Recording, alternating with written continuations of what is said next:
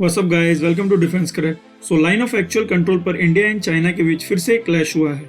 29 तारीख की रात को लगभग 11 बजे 500 से ज्यादा चाइनीज सोल्जर्स ने इंडियन टेरिटरी में घुसने की कोशिश की, but this time Indian soldiers were ready for this situation और वहां पे हैंड टू हैंड कॉम्बैट में इंडियन सोल्जर्स ने चाइनीज सोल्जर्स को मूव बैक करने पे मजबूर कर दिया। तो जानेंगे आज क्या है नया इशू और किस लोकेशन पे ये क्लैश हुआ है। Before starting the video, if you are new to our channel, please subscribe it for latest defense updates. So as you all know, 15th of June को इंडिया एंड चाइना के बीच Galwan valley में face of हुआ था, जहां पे हमारे 20 soldiers शहीद हुए थे और वहीं 50 से ज्यादा चाइनीज सोल्जर्स की मौत हुई थी। बट अभी जो नया इंसिडेंट है ये पेंगोंग लेक के साउथर्न बैंक में हुआ है। तो करंट इशू को समझने से पहले जून मंथ के डेवलपमेंट को समझ लेते हैं। इस पिक्चर से आपको आसानी से समझ आ जाएगा कि सारा इशू क्या है। आप यहाँ इमेज में पेंगोंग लेक को देख सकते हैं, जो कि लद्दाख एरिया में 13,000 फीट की हाइट पे है। इस एरिया में एक माउंटेन है जो फिंगर लाइक स्ट्रक्चर बनाता है, जैसा कि आप इमेज में देख सकते हैं, जिसमें 8 फिंगर लाइक स्ट्रक्चर्स हैं। इंडिया फिजिकली फिंगर 4 तक कंट्रोल करता है और फिंगर 8 तक क्लेम करता है। फिंगर 3 और फिंगर 4 के बीच इंडिया ने अपनी पोस्ट बना रखी है, बट बहुत लंबे समय से इंडिया फिंगर 8 तक पेट्रोलिंग करता आ रहा है। वहीं चाइना ने अपने बेस फिंगर 8 पे बना रखे हैं और वो फिंगर 2 तक क्लेम करता है। अब सारा इशू यही है। जो जून में कॉन्फ्लिक्ट हुआ था, वहां पे चाइना ने फिंगर 4 और फिंगर 8 के बीच इंडिया की पेट्रोलिंग को ब्लॉक करने की कोशिश की थी और चाइना ने वहां पे कुछ बंकर्स भी बना लिए हैं।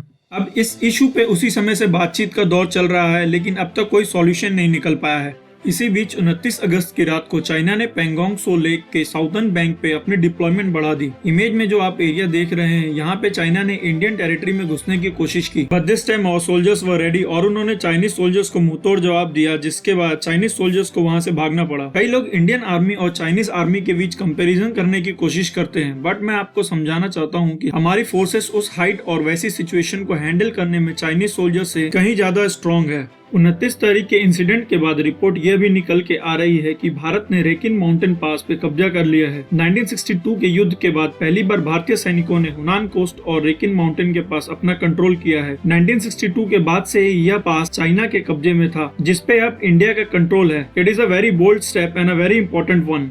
मंडे मॉर्निंग इंडियन आर्मी की तरफ से एक ऑफिशियल स्टेटमेंट में बताया गया कि चाइना इंट्रूजन को विफल कर दिया गया है। उन्होंने बताया कि चाइनीज सोल्जर्स इंडियन टेरिटरी में घुसने की कोशिश कर रहे थे, जिसे नाकाम कर दिया गया है। उसके 1 घंटे बाद ही पीपल लिबरेशन आर्मी के वेस्टर्न थिएटर कमांड ने अपने ऑफिशियल स्टेटमेंट में कहा कि इंडियन ट्रूप्स ने इलीगल तरीके से साउथर्न बैंक पे LOC को क्रॉस किया, जो कि शांति समझौते का उल्लंघन है। चाइना के माउथ पीस ग्लोबल टाइम्स ने बताया कि साउथर्न बैंक पे चाइना का कंट्रोल है और India is trying to turn it into a new disputed area। Chengdu स्थित वेस्टर्न थिएटर कमांड के spokesperson colonel Zhang Shuili ने एक बयान में भारत से तुरंत अपने सैनिकों को वापस बुलाने का आग्रह की। रिपोर्ट्स में कहा जा रहा है कि Special Frontier Force which is made up entirely of Tibet people has captured Rechin and are controlling the height of Pangong Lake. और तभी से मीटिंग्स का दौर चालू है। इंडिया ने वहाँ पे स्पेशल फ्रंटियर फोर्स को डिप्लॉय कर रखा है। SFF भारत के इंटेलिजेंस एजेंसी रॉ की एक शाखा है, जो कि डायरेक्टरेट जनरल ऑफ सिक्योरिटी के तहत काम करती है। इसकी स्थापना 1962 में इंडो चाइना वार के बाद हुई थी। The unit is also known as establishment 22।